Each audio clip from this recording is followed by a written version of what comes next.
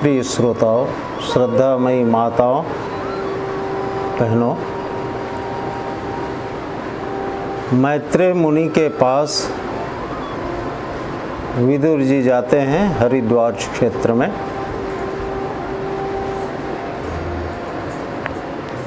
और मैत्रेय द्वारा भगवान की लीला का वर्णन किया जाता है।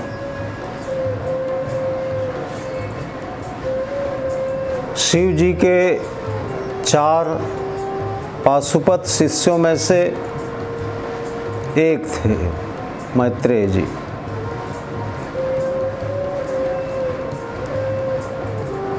मैत्रेय जी विदुर जी को बताते हैं कि हे विदुर,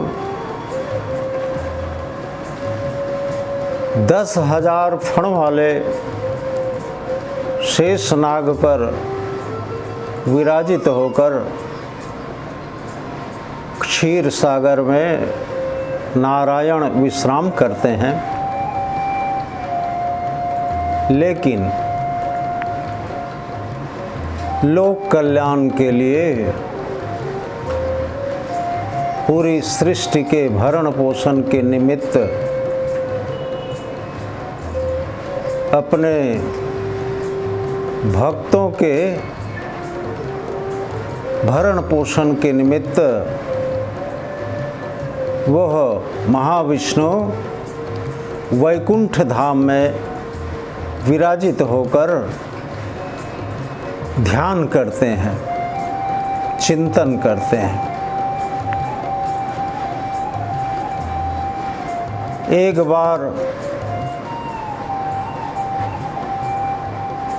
जो ब्रह्मा जी ने विचार किया कि मेरी उत्पत्ति कैसे हुई है, कहाँ से हुई है, तो ध्यान करने से पता चला कि चतुर्भुज रूपधारी महाविष्णु के नाभि कमल से ब्रह्मा जी का प्रादुर्भाव हुआ था। ब्रह्मा जी वहाँ से उनकी उत्पत्ति हुई थी।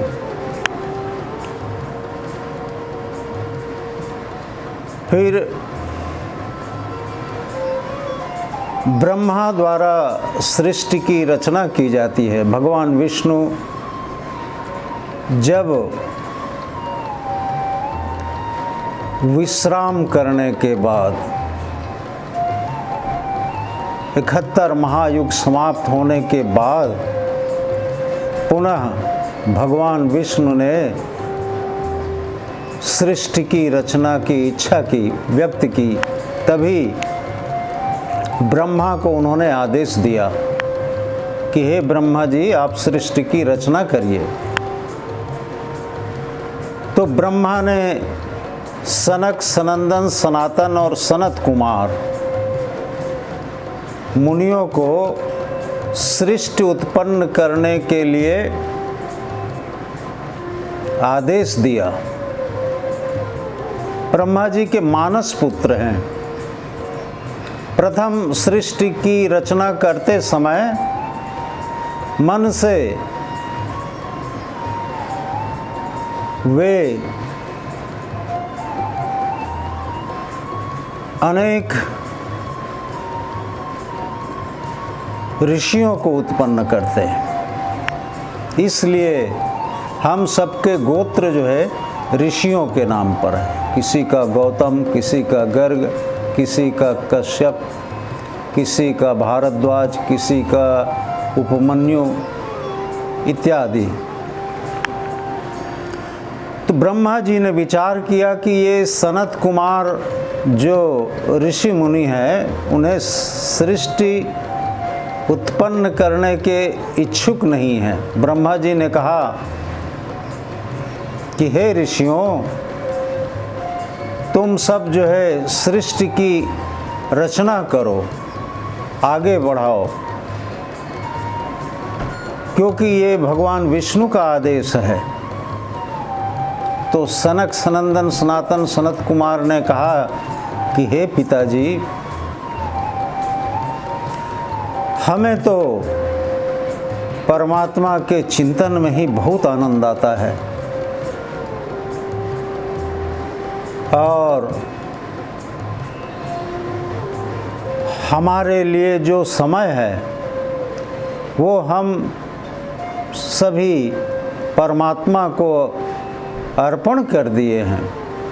तेरा तुझको अर्पण क्या लागे मेरा। हम सृष्टि की रचना में आपकी कोई मदद नहीं कर सकते। ऐसा सुनकर ब्रह्मा जी को क्रोध आया कि मेरी आज्ञा का तुम सब अवहेलना कर रहे हो। तभी उनके भौं के मध्य से रुद्र का उत्पन्न होता है, रुद्र उत्पन्न होते हैं भगवान शिव। बोलिए शंकर भगवान की जय। तो ब्रह्मा सृष्टि के पालनकर्ता सर्जक हुए और भगवान विष्णु स्वयं सृष्टि के पालन करता है और रुद्र संहार करता है, क्योंकि वो ब्रह्मा के क्रोध से उत्पन्न हुए थे। तो ब्रह्मा के पुत्र मरीचि, अत्रि, अंगिरा, पुलस्त, पुलह, कृतु, भृगु, वशिष्ठ, दक्ष, नारद इत्यादि ये सब ऋषि मुनि हुए। लेकिन देखे कि ये सभी तो कोई धर्म के क्षेत्र में अनुसंधान कर रहे हैं, कोई अध्यात्म के क्षेत्र में चिंतन कर रहा है,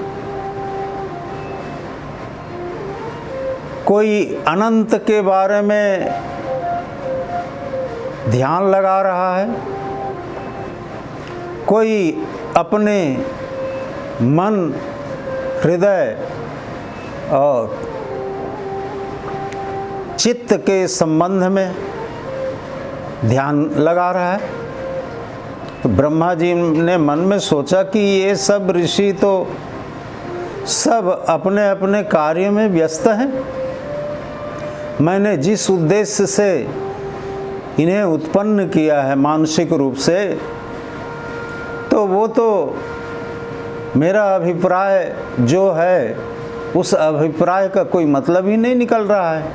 ऐसा विचार करके ब्रह्मा जी मैथिली सृष्टि की रचना के लिए तत्पर हुए और अपने दाहिने अंग से एक पुरुष का निर्माण करते हैं। उनका नाम मनु रखा गया। मनु से ही हम सब मानव कहलाते हैं। वो हमारे प्रथम पुरुष है इस धरती का, इस सृष्टि का प्रथम पुरुष है राजा मनु। और बाएं अंग से एक स्त्री का निर्माण किया ब्रह्मा जी ने, उसका नाम शतरूपा रखा। सत्यरूपा, शतरूपा। मनु मन से संबंधित है और शतरूपा सत्य से संबंधित। मन और सत्य जब सृष्टि के निर्माण में अपने पिता श्री ब्रह्मा की आज्ञा का पालन करते हुए वह ब्रह्मा जी की आज्ञा के अनुसार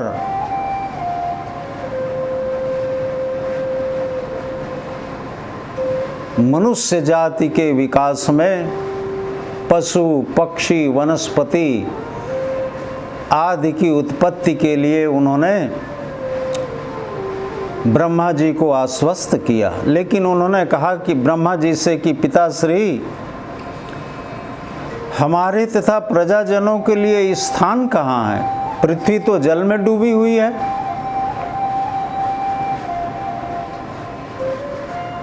तो मैत्रेय मुनि विदुर जी को बता रहे हैं कि हे विदुर जी, वैकुंठ लोक में 7 द्वार हैं। 7वें द्वार पर जय विजय नाम करके भगवान विष्णु के 2 भक्त द्वारपाल रहते हैं। वो बोले कि कोई भी सुर असुर कभी भी आ जाते हैं भगवान से मिलने के लिए बिना अनुमति के। इसलिए वैकुंठ लोक में जय विजय 2 द्वारपाल थे। तो सनकादि ऋषि सनक, सनंदन, सनातन और सनत कुमार एक बार भगवान विष्णु से मिलने के लिए वैकुंठ गए तो जय विजय द्वारपाल ने रोक दिया, कहे कि आप नहीं जा सकते, परमात्मा ब्रह्म अभी चिंतन में लगे हुए हैं, अभी उनका चिंतन का समय है, अभी मत जाइए।